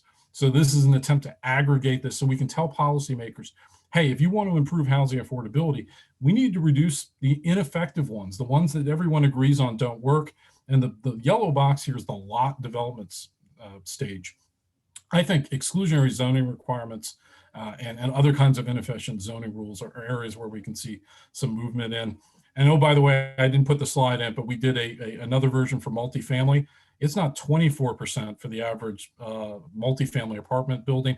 It's 32% in terms of regulatory burdens, because of the fact they're built in higher density, more regulated type markets, and just the geography of where multifamily occurs. So a new version of this study will come out later this year. We survey land developers and single family builders to do it. And I can promise you, Paul Lopez and the communications team will do a full media blitz on it when it comes out. Labor shortage continues. The red line here is an intensity measure of how bad the labor shortage is in the construction industry. And you can see it's actually been going down. In other words, improving over the last year or so. That's a bit misleading. What's happening here is the fact that residential construction employment, home building and remodeling, is larger than it was a year ago. We've been adding workers. Where did those workers come from? Well, in part, non-residential construction. Non-residential construction has actually only recovered about 60% of the job losses they experienced last spring. So that other 40% is out looking for work. And as an aggregate, because this is residential and non-residential construction added together, it's pushed down the level of open jobs in the overall construction industry. But nonetheless, in all our surveys, this remains an issue. So whether it's the Home Builders Institute, the National Housing Endowment, hey, let's remember the First Lady of the United States, community college professor. That is not to be taken lightly. Community colleges and trade schools, I think, are our ultimate allies here. I think there's some real opportunities to talk about improving the middle skills within the United States. And that could be a key area where the Biden administration in particular can help us out. All right, so we put all this together. The forecast, the HMI, this is our single family builder confidence measure. It peaked at a level of 90, an all-time high in November. It's come down the last 2 months. Concerns about lumber, concerns about regulatory issues, but still relatively historically high. And so what does that mean for our forecast? Well, you can see in 2020, we were up 11%. We got the forecast wrong. Everyone got the forecast wrong in 2020. We were thinking it was going to be about 3 to 4% growth rate. So we outperformed despite everything else that we faced in terms of the downturn, the public health crisis. But our forecast is basically now more of a return to trend. So you can see the line kind of dipping, and then you kind of eyeball the trend line from 2011 on through. We think that some of the overdrive afterburner type effects that we saw are going to wear off, and we're going to get back to that trend line. Still a 5% growth rate for the year. We've got a conservative forecast. I know others have it larger, but we think lumber and some of these regulatory issues will present some choppy conditions. Some months good data, some months a little bit return to trend. And ultimately, for single family construction, we're headed to about 1.2 million single family starts. So there's still some runway for growth ahead of us over the next, say, 4 to 5 years. In terms of the local data, Massachusetts was up in terms of single family permits for 2020. These are preliminary numbers. And then again, we use the county level data to give you a measure here at the local association level. That's in the red. It looks like about a 4% gain in the county permit data. And that can be kind of noisy, subject to some revisions. So take that as a preliminary, but kind of growth. And that's what we saw in a lot of markets. You saw weakness in the urban core and a spreading of single family construction growth, particularly as we move into outlying areas. Some trends: new single family home size has been shrinking for the last 4 or 5 years. It is now leveling off. All the buyer preference data says whether it's buyers or renters, they want more space. So we think new home size is going to increase as we move forward. And I mentioned the geography effect. I've only got 2 slides here on the geography effect, but if you're looking at this map, basically the counties in blue are the urban cores of the large metros. They represent about 17% of single family construction. These areas in 2020 grew about a 6% growth rate. But if you take a step out from these counties in blue to the suburban counties surrounding them, look at that growth rate. It jumps up to almost 11%. So you go from backing up 5.7 to 10.8. This is the suburban shift. I know there's a lot of debate. Zillow still denies that this took place. I think if you ask a lot of realtors and builders, they'll say it was absolutely the case. And we see it very clearly in the construction data, which to me is the best way to measure this. In terms of the multifamily forecast, I've mentioned this a few times. 2020, about 3% lower. 2021, we have it at 11%, but I think we may be a little too negative. The reason for that, our multifamily production index, which is a sentiment indicator, is still negative. Permits were down about 12% last year. So all these things are kind of pushing the model. But if you eyeball the graph, basically what it's got is some weakness, and it looks like a big decline, but it's coming off the real strength that we had at the start of 2020. The local county data, and this you got to take it with a grain of salt because there's a lot of measurement error, but it's got it down through 2020, down about 19%. That will almost certainly be revised. I'm going to skip this one. We can talk about it later. Remodeling had a great year, 6% gain in 2020. The growth rate will continue, but like everything else I've said, slowing of that positive growth rate. A lot of focus on improving additions, energy efficiency, all those factors are really going to help the remodeling market going forward. And so just to wrap up the last slide, the contrast between residential and non-residential is really big. Non-residential is in red here. We think it's probably going to take about 4 to 5 years for non-residential construction to get back to where it was at the start of 2020, absent some big infrastructure bill. In contrast, residential construction, you can see the dip, and now we're larger than what we were, just like the grocery store sales and just like the goods economy. That's where the strength is. We have to expect, though, that some of those temporary changes will roll back somewhat after we get a full reopening of the economy. So expect choppy conditions as we go forward, but generally speaking, back to long-run growth trends that we've been on since the end of the Great Recession. And so with that, I'm happy to pause and take any questions you might have. Any questions? I guess just it's a small group, so if you got any. Yes, first of all, I'll start out with the questions, but everybody think and ask Dr. Dietz your questions. Dr. Dietz, you did mention there's inflationary pressure coming up with the 10-year note and so forth. Since interest rates for mortgages are the foundation of our supply, of our demand, and sooner or later, though, that inflationary pressure is going to kick in as well with the interest rate pressure. And that's our scare, I guess. That's my concern. Back to my engineering economics in college, where they told us that the government gets out of debt by increasing inflation. They want inflation. Now, of course, we're going into debt now, massive debt. This is not when you want inflation, but in the next few years, our concern is inflation. And I guess my concern is that's going to happen. We all know that. But is it going to be excessive? Is it going to skyrocket to the point where it puts our industry in a very precarious position? So this is one of those issues where the answer I give, usually the majority of the audience disagrees with me. So that's kind of why I was smiling. I'm an inflation dove. I always have been. In fact, I think one of the biggest debates I ever got into, Ed Brady, who's the HBI head and former NAHB chair, was he was very focused on deficits and their impact on inflation in the short run. I said, don't worry about it. I'm still in the don't worry about inflation in the short run. I think over the next 2 years, we do have some pretty significant inflation risks, and they come about due to Social Security, Medicare being underfunded. That's where the temptation to turn the printing presses on and basically monetize the deficit and create, through financial engineering dollars. That would be an inflation risk. We're going to have a huge deficit, 2020 and 2021, but we have an enormous output gap, that 3.5% of the economy. So what's been undertaken thus far has filled that output gap, and so that's not inflationary. But what I've told Jim Tobin, who's the chief lobbyist here, and Jerry Howard, if we get this $1.9 trillion bill, that fills the output gap, which means any additional dollars beyond the monetary policy, which is now going to be accommodative for at least the next 2 to 3 years, will be inflationary. So I'm a little more dovish on what's happened so far because the output gap was so large. The medium run, we need to watch entitlements. That's the sort of looming challenge.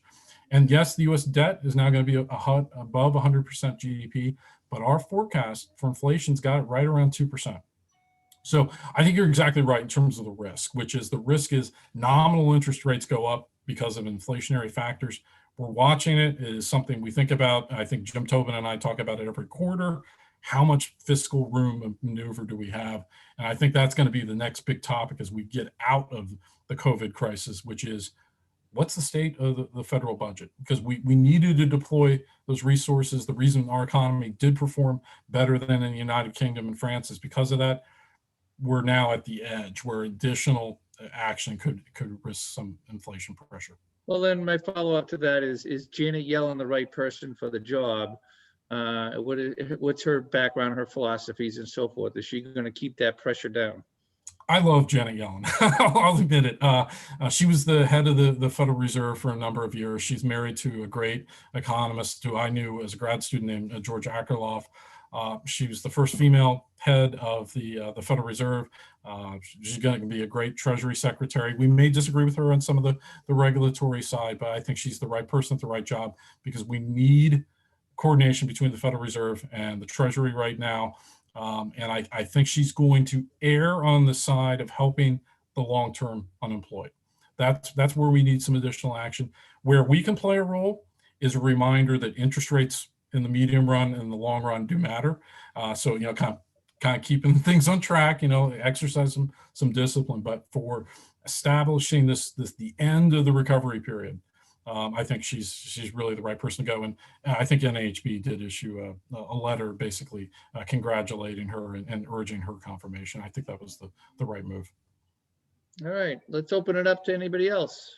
Andrew, you're unmuted. Do you have something in mind? I'd be happy to go, Jeff, but I've spoken enough. I'll go last. Why don't you right. call on everyone else? Well, Mark Leff is unmuted, so we'll go with him. He hasn't spoken at all today. Hello, Mark. Hey, Jeff, how are you? Good. Rob, if you could speak to household formation and demographics. I see that your slide showed the population isn't increasing dramatically, but for a lot of our builders and apartment builders, we're kind of interested in what the trends mean for us in terms of demand in the next few years. Yeah, so I mentioned the Lori Goodman, who is an economist at the Urban Institute. Actually, her team just put out some great population projections. And one of the interesting findings there was a lot of the net growth in homeownership is going to come from minority households. But one of the things that was common at IBSX in the education sessions that did take place, by the way, were population projections and household formation projections. And all the economists that we had, including Frank Notaf, the former chief economist at Freddie Mac, and Dave Burson, the former chief economist at Fannie Mae, and a group of really good younger economists as well, 1.2 million net household formations per year on average looks like what we're looking at.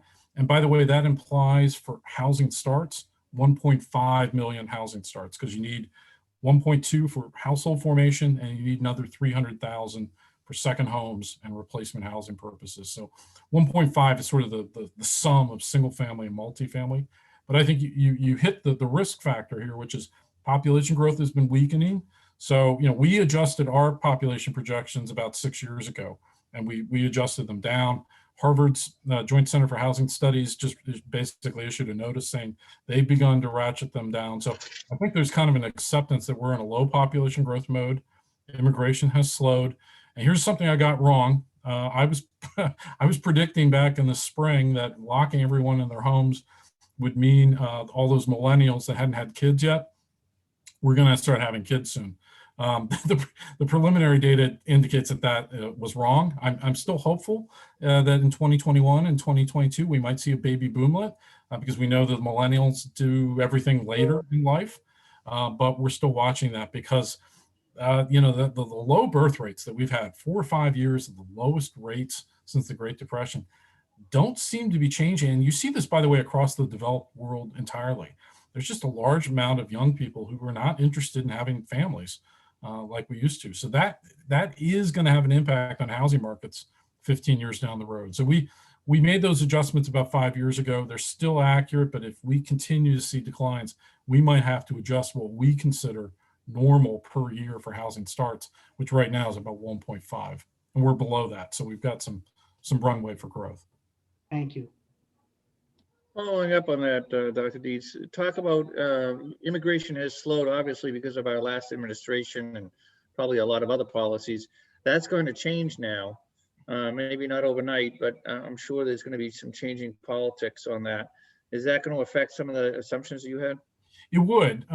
So we've got basically a baseline amount that's been in place for about 2016. If we saw the unemployment rate go below, say, 4%, that would lead to additional immigration into the United States. I think we're likely to see some policy changes that would normalize certainly undocumented workers who are here in this country. But I think the big challenge is going to be what Congress would do in terms of immigration reform. And I know we've got a lobbyist here at NAHB who works on nothing but essentially labor and immigration issues.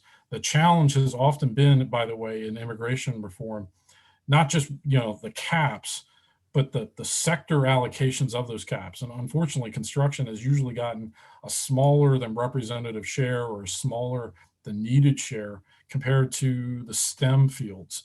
There's sort of an acceptance of let's bring in PhDs and people for technology, but not necessarily the traditional route of immigration, which would include my Irish and German relatives who came in and worked in construction in cities like Baltimore and Boston and Washington before they moved to the Midwest. So we need to continue to make that argument because we know we've got that middle skills crisis within the construction industry.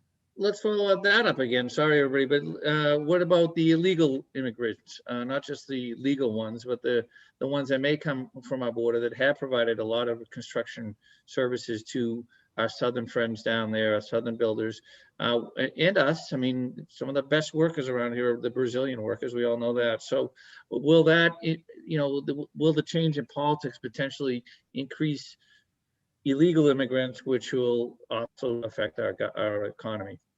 I think you're going to see a more, we'll say, rational normalization, particularly for undocumented people who are here already. I think there's going to be a temptation. That means that additional flows trying to get into the country. But I think one of the things you're going to see from the Biden administration is some of the policies that the Trump administration has, the Biden team are going to leave in place. They're not going to make a big deal about them. So an example would be border enforcement. I'm not talking about the wall. I'm talking about actual, sort of cops and immigration officials, but also and sort of a separate issue, but related, Chinese trade policy. We were very, sort of bring down the tariff walls against China, free trade. I was out there saying that a lot. I don't think we're going to see a lot of rolling back for that. And frankly, a lot of that's going to do the virus itself. Until China steps up and becomes a responsible member of the global community, I think the Biden administration will use that as an argument to say, let's keep a lot of the restrictive trade policies in place. We don't need China. We can trade with Vietnam. We can trade with the Philippines. We can trade with India, places that are on the rise. And in fact, I was looking at some kitchen cabinet data last week, and the Chinese share of imports for kitchen cabinets is way down. I think Vietnamese products now make up about 40% of imported kitchen cabinets. So you see those, again, the substitution effects, just like the grocery store and restaurant analogy I gave you at the start. So in summary, you don't see that immigration is a major factor either way. It has some pros, has some cons. It could tick up, but in our projections, we don't see big changes in what we saw in the levels in 2017, 2018. Here's the key thing for our industry. We can't look to immigration by itself to solve the labor shortage. Labor shortage is going to be about recruiting domestic-born Americans, training them, increasing productivity in the construction sector, because with higher productivity, you get more wage growth, and then making the argument about construction as a place to build careers. And that's why I said before, allying with community colleges and trade schools really is the way to go. That's, particularly as people, we're all talking about the effects of the virus. We're talking on Zoom. How many people are going to take a second look at paying $200,000 for a 4-year liberal arts college degree? No insult to anyone here with a liberal arts degree, but when maybe they could get a professional designation from Google cheaper, $5,000.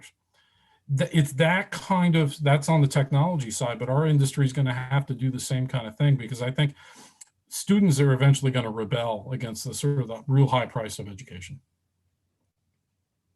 And that's what Ed Brady's group that Andrew mentioned is doing with HSI, I believe. So HBI. So we're on it as a national association, but I concur. I'm in the trades. I see the people, and nobody wants to be a framer. Why would I want to go outside, freeze my butt off, making that kind of pay when I could do X or Y or Z? So it's a challenge for us. We have a lot of challenges. It's just one of them. All right, I'm stealing up the time. Mr. Saber, do you have you're unmuted. I presume you have a question, Glenn? I think my brother John does. Okay, John. You have to unmute yourself, John. Nope, I don't have a question. Oh, John's all set. Please, someone. We have Dr. Dietz here giving us the bottom line. Let's go, Andrew. Go ahead. You're still muted, Andrew. You're on mute. No, I kept him muted. All right, I'm coming to get you, Dr. Dietz. Yeah, here we go. All right. No, not at all.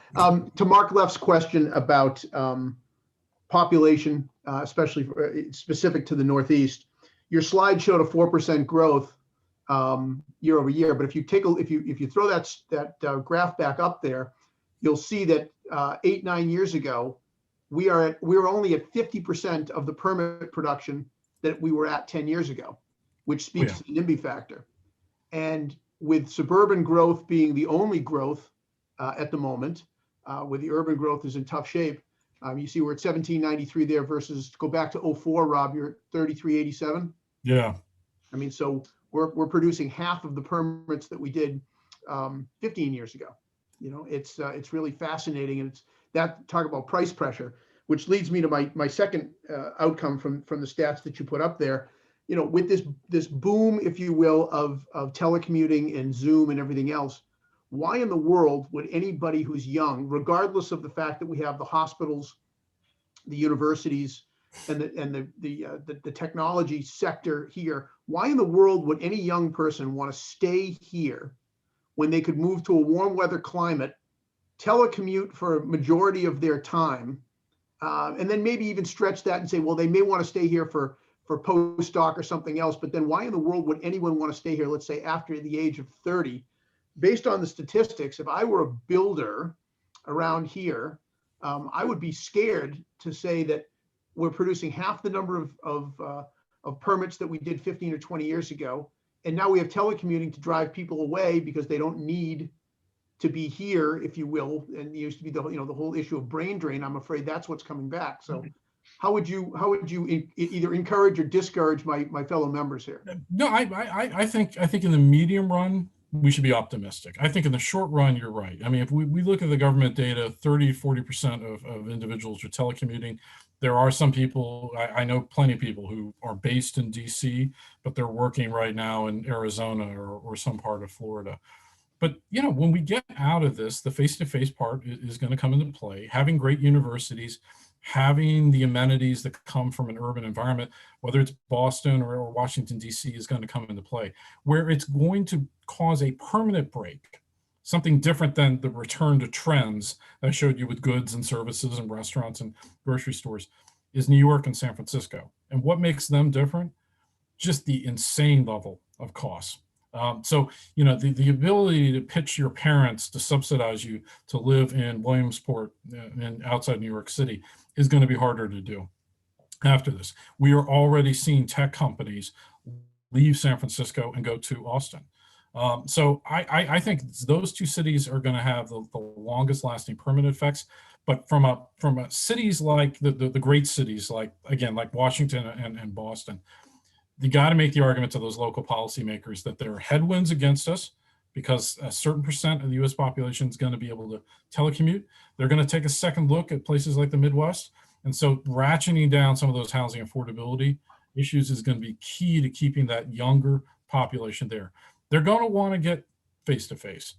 The other thing to watch for, and we're already starting to see some hints of this, by the way, watch for the stories about people who bought homes during 2020 and now regret them. I've been predicting for about a month that those stories are coming. I understand there might be one in the Wall Street Journal today. I haven't seen it yet. Yeah. But there's going to be, I moved to some Midwestern state and now I regret it. I miss the East Coast. Those kinds of stories. Now, I'm not, as a Midwestern, I'm certainly not, sort of arguing against that, but I think that sort of geography story is going to get underplayed. So I think there's going to be some permanent effects, but they're going to be partial permanent effects. And that means from a policy perspective, keep those housing affordability burdens down to keep those young people there. And the universities are the magnet attractors. Keep them where they study. And that it means helping to keep those businesses there as well. Well, I can tell you that Mark Leff, more than any person that I know in this state, has pushed for single-family starter homes, cluster zoning, those kinds of policies. And the good news is we have a governor and a lieutenant governor who have listened over a period of time, and we have tried to work in lockstep with them. And we need that kind of production, but it's frightening when you look at that graph that you put up and that we are 4% ahead. Right. And yet we're 50% behind from where we were 17 years ago. And I'm hoping that Mark and his group and Ben Fierro can take that graph and use that. It's just amazing to me what that really does. That graph spoke volumes to me. The place that has a real problem at the state level is California. 16 of the 20 least affordable markets on the single family side are in California. I was looking at some data recently about $200,000 permit fees for single family homes. The solar panel requirement. I'm all for solar panels, but we know who that affects. That's going to be younger first-time buyers. California has reached the end of its ability to ratchet up housing prices and keep young people there. So we can use California as an example. And the line that I've been using for a while is, how is California home building doing? It's doing great. It's building a lot of homes in Utah and northern Colorado and Nevada. In Nevada, right? Yeah, Reno, right? Oh my God! Because of their policy, so they're at the moment of cognitive dissonance. They need to recognize that they can't have housing affordability and the ratcheting up of regulatory policies, because California had the first decline in population, I believe, in 4 decades in 2020. Rob, last point. I'm going to be looking to you shortly to do something that the Budget Committee has really never done before, which is to map your forecast and NAHB's priorities, if you will, through the Federal Government Affairs Committee, and map those against where the Budget Committee actually has been spending money historically, and look for the disconnect between those two, where our forecast is and what we're actually spending money on. Because I believe that there's a delta there that is of somewhat, not epic proportion, but I think it's fairly material. And so I am going to be calling on you to try and help author that mapping exercise, and it may open a few eyes. I look forward to doing that. I like to tackle creative projects. That sounds like a tough one, so we'll start thinking about it now. Thanks for everything, Robert. Absolutely. I have a less complicated task, Mr. Dietz, or Dr. Dietz. You didn't spend a lot of time on remodeling on some of your slides, and my thought, I'm a civil engineer, and I can't tell you how many pools people wanted to put in April. I mean, I got pool calls. It's another pool call. And to the point where I as soon as they stopped talking, I said, you're not going to get the pool this year, because it was a joke.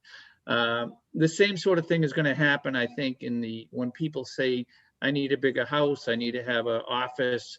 I survived 2020 working out of my closet or my kids' room, but I need to build a real office somewhere. A lot of us have that, a lot of us don't. So I have a feeling the remodeling industry may see a pretty good sized boom, especially in the suburbs. And you didn't really spend a lot of time on slides on that, but I would like, if we get you back next time, to talk a little bit more about the remodeling industry, especially here in Massachusetts, where we have such a dearth of new lots available. And so if somebody really wants to change, they may end up remodeling instead of buying new. Yeah, I just put up, this is our remodeling market index. It's quarterly. It's at really strong levels. The only reason that we've got this kind of log function in terms of a declining trend in growth rates is because we think existing home sales are going to slow. But yeah, we can definitely talk about in a lot more detail remodeling activity. To me, the geography story here is really interesting. This is another data point that Paul Amrath produces, but it's the average project spend remodeling down at the zip code level. And you can see, markets like yours, markets like Midwest, get a real intense level of remodeling. It's connected to the age of the housing stock and local wealth. So yeah, absolutely. I'm happy to come back and do a little deeper dive in some of the preferences and drivers of the remodeling market. I think you're right. Go ahead, Gary. I say, no, one thing I would add to that is, we were talking earlier about climate change and how we have to have a more proactive policy. One really ripe area is remodeling, because you've got a situation where it's the built environment that's really causing most of the the residential greenhouse gas emissions, not new construction, which are much tighter. So I see a confluence there where we can really push that and really help our remodelers with some of these issues.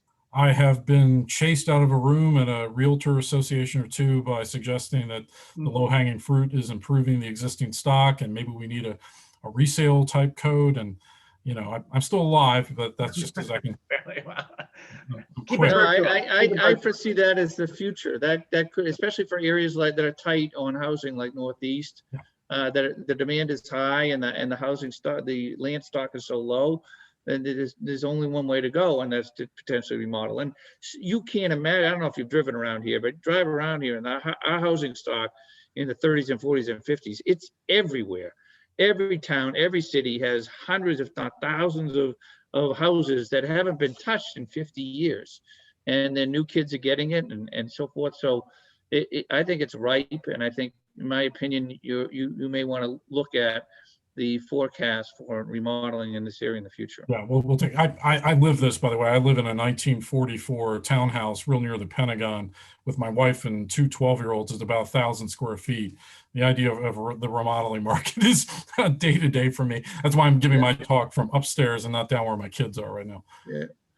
So anyway, anybody else? We're approaching 4 o'clock, so we don't have to take any more of Dr. Dietz's time, but I want everybody to have, this is an unbelievable opportunity to get answers directly that we could actually understand. You read, if you're wondering something and you read a book or you read an article or a magazine thing and it may not give you quite the answer, it may lure you in a certain direction. We have the answer man right here. So any other questions? Doesn't look it, Dr. Dietz. You've taught us everything we need to know. So that's what I said. Heavy hitters on this one. So with that, we want to thank you immensely. It's been wonderful. It's been great to have you, and you're welcome to come up Northeast, either remotely or personally, anytime you want. Let's hope so. Yes, in person. Carol, do you have any other final words before we let Dr. Dietz go? Good job. Thank you. Thanks all. Thank you very much. Rob, thanks. Bye. All right, everybody stay around so we can finish up our meeting. We have to finish up real quick. We did not talk about our sponsors. We have to thank Mark Leff and Salem 5, as always, for stepping up and sponsoring this program, along with Marlene Hoyt and Enterprise Bank. And now we're going to have a short little talk from our guys who has also sponsored this meeting from MyProCC, who is Glenn and John Saba. They're going to talk about a member benefit program that they've started. So John and Glenn, if you can give us a quick update, and then there's going to be a webinar next week, Thursday? Yep. Next Thursday on this program. It's just going to be a short little introduction as to what they are trying to do to help this organization, and it's a great member benefit. So once they conclude, we'll do the 125 Club drawing, and you guys can go have your dinner. John, Great. Glenn? Thank you, Carol, and thank you, Mr. President, and quite an enlightening meeting today. My name's Glenn Saba. My brother John, as Carol said, been in the building trades for 30 plus years. Been a member for just about that long as well. So we found a need, obviously, being in the trades in this industry in the Merrimack Valley for as long as we have, we've seen the difference, the industry changed so much. And yeah, material is a big major problem, but as we said, the labor is the issue too, the skilled labor. we come up with an idea to build a platform that connects both the builders and the subcontractors on a professional level. And when the first idea came out, it seemed pretty simple, but it wasn't so simple. It's been over 2 years of developing this platform, and we haven't got it to be perfect yet, but we're close, and we're about ready. We want to start sharing it. And the only way it works is to get people involved. And it's just a way to post a job that you might have going on, a need for a specific subcontractor at a particular instance in a specified area. And the thought came on when one day I was not in the Merrimack Valley, but 20 miles away up on the seacoast doing a project. I had my cider lined up for months. When it was time for him to show, he didn't want to go there. It was too cold. Left me hanging. And I said to myself, there's got to be a siding crew whose job was delayed. How do you find these guys? There's no platform out there to do it. And we have a lot of ideas to grow it, but we got to start somewhere. So we're reaching out to the NEBA first, and Ryan has been helping us, and he'll tell about the details, but we're pretty excited about this helping our industry, just unfolding the availabilities of subcontractors on a per job basis.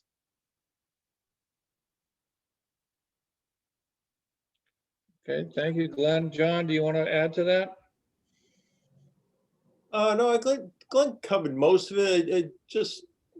I guess I'll just say that, we can have the greatest platform in the world, but unless we get users on it, it's useless. So that's where we need your help. We need people to get on this platform and give it a try, and be patient with it as we try and populate it, because that's the key. And once we get it populated, we have no doubt that this thing is going to be a useful tool for everybody. And our vision is to have this go nationwide. So imagine you buy a piece of land somewhere, anywhere in the country, and you need to find the subcontractors to get your project done. You're going to be able to post a job and do it. So we have a lot of high hopes for it, and we're just reaching out for your help to get this populated. And we want your feedback, good or bad. So thank you. Absolutely, absolutely. So you don't have a demo or anything like that yet, I presume. Yeah. So, oh. Ryan is coming on to talk, but He he's is, you got feedback. competing with Carol. Go ahead, Ryan. All right. Can you hear me now? Yes. Yes, we can. I think because I muted myself. There we go. No, we can hear you. Perfect. So yeah, I've been working with John and Glenn to get this set up. We've been trying to get this in front of the the organization for quite some time now, but with all the COVID restrictions, our meetings keep getting postponed and rescheduled. So I'm glad that we're all able to join today. And what we really wanted to talk about was next week, actually at 4 o'clock next Thursday, we're going to have a webinar where we kind of walk through what MyProCC is, how you get signed up, how it works, and all of that stuff. There's actually a calendar event set up on the Northeast Builders website, so you can go there and register for the event. And as a member benefit, we're actually giving free access to NEBA members. And so when you sign up, you just have to put in your Builders Association PIN number, which if you don't have one, you can get from Carol, because she has them all. And those are given us from National. So you can get signed up now, you can get signed up next week, but next Thursday, we will be giving a webinar. It will also be recorded, so we'll put it on the website, which this webinar today is also recorded. So we're going to put this one up on the website as well. So, moving forward, we're going to try to do more webinars just in general, because we don't really know when we can meet again. Or, I feel like a lot of times now it's just easier to meet like this too. We don't have to worry about events getting canceled. So yeah, hopefully you can join us next week. The event is up on the website if you want to go get signed up. Great. And Carol, you're going to send out another one of your monthly flyers with this? Can you hear me?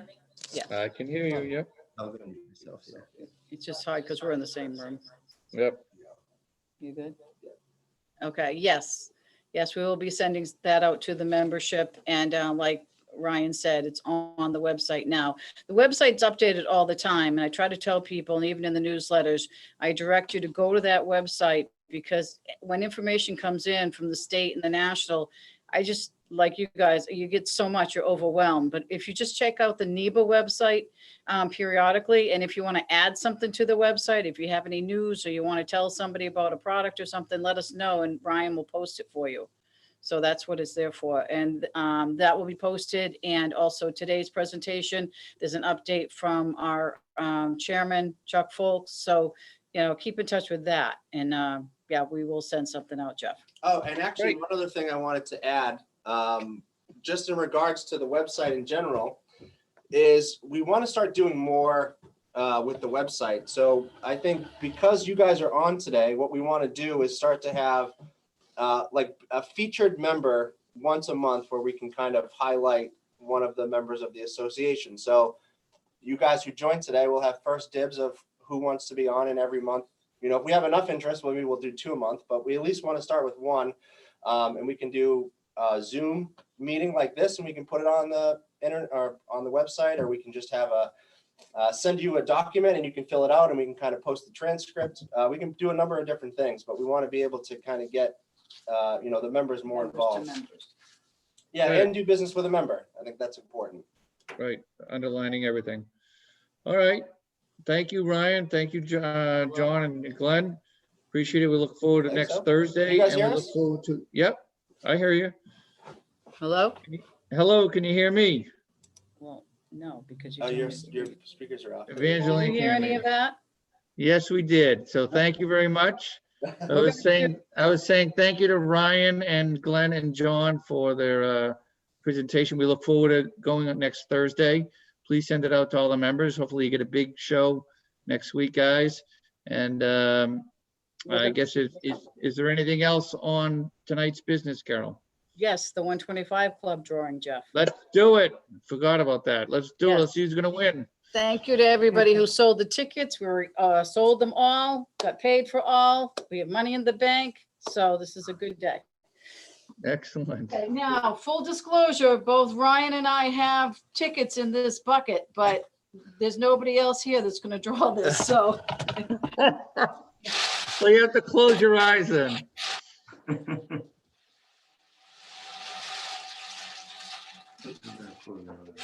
The first $500. Penny, do you remember the first time you saw that that thing spinning around? God, it was like 50 years ago. Okay, you go first, Ryan. All right. This is for $500. Pete Martin. Oh, I think Pete that's Martin. right. yep. Pete Martin. Looks like it says Pete, but I don't know. Yeah, he's not a member. This was sold by Everett Chandler. Good job. That was. Maybe he can become a member. Yeah, now this goes back in and Pete could win another 500. Oh, geez. Okay.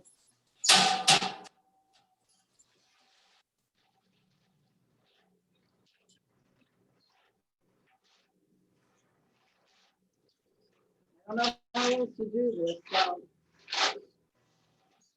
This reminds me of Dawn Wells. Remember Dawn Wells, everybody, in the lottery?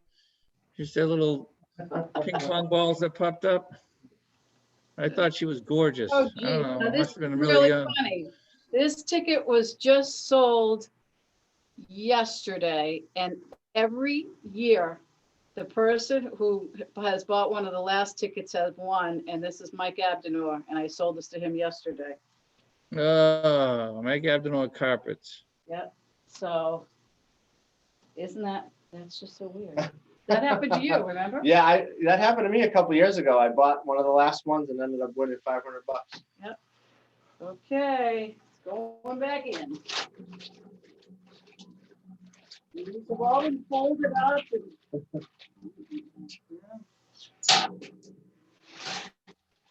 Hey, Ryan, pull mine up. Mark, you haven't won yet.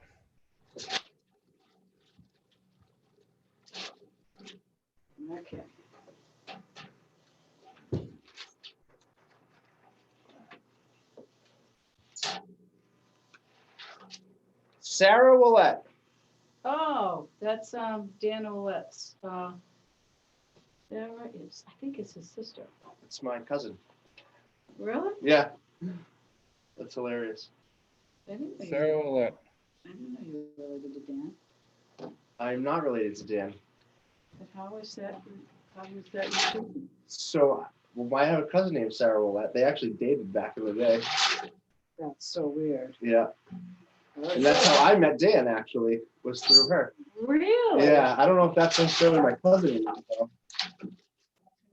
Or just someone he's related to. That's interesting.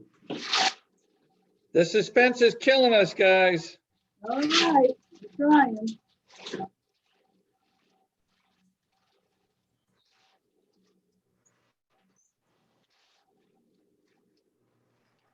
Okay. Shane Joaquin, Top Notch Homes, How do you spell his name? Shane. Yeah. Okay, Okay. so is one more left, Carol? 3, One 4. more 500. Yeah, so we have a 500 and a 2,500 left. All right, one more 500.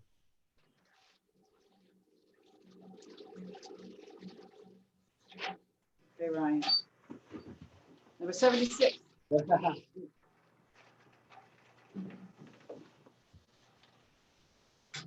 Oh, Mike Curran. Oh, wow. Hey, someone on the show. Mike Curran's granddaughter won last year. Yes, she did. Yeah. Wow. Good for you, Mike. So we got Wow. 5 of those we have? Yeah, so 1, 2, 3, 4, 5. Gotcha. Right? Perfect. Okay. Wow. Okay, this is for the big one.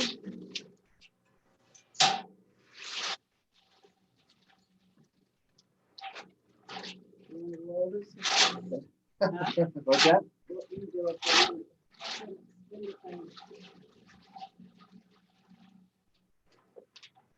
So they're not even moving Then- that way. That's funny. They don't even move when you do it that way. I don't even know how old this thing is. That's why it's- What's weird about this is my very first meeting I ever went to, I wasn't a member yet, but I remember who won the award because I couldn't believe somebody could win that much money in one ticket. This Mike Rindo. Remember Mike Rindo won it? too. Goes, So it goes back like 30 years.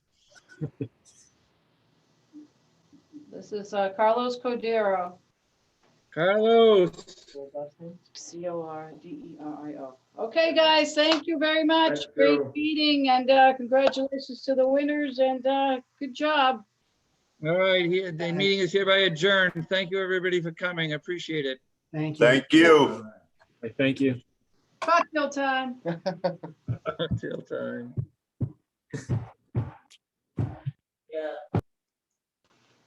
Wow.